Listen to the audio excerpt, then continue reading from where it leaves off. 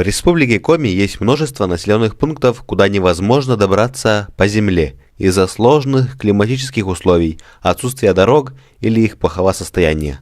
Для жителей этих мест вертолетные рейсы – это удобство, это жизненная необходимость.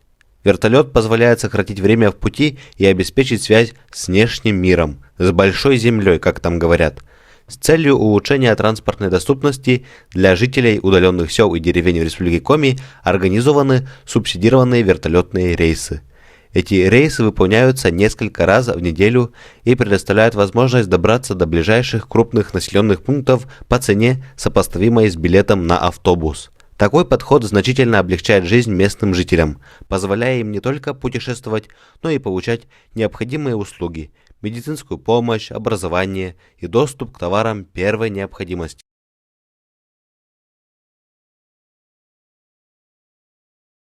Сейчас находимся в селе Мутный материк, загружаемся в вертолет, летим дальше. У нас по плану сегодня облететь Мутный материк, Денисовку, Захарвань и Щелябож.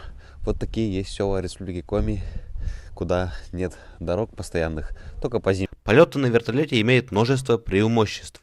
Это скорость передвижения. Вертолеты способны приземлиться в труднодоступных местах, что делает возможным доступ к самым удаленным уголкам республики. А также для тех, кто мечтает полететь на вертолете, это отличный шанс воспользоваться вертолетом за малую сумму денег.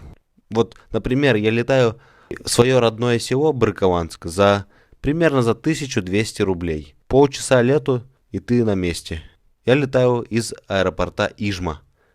Это то место, где совершил аварийную посадку Ту-154 в далеком 2010 году.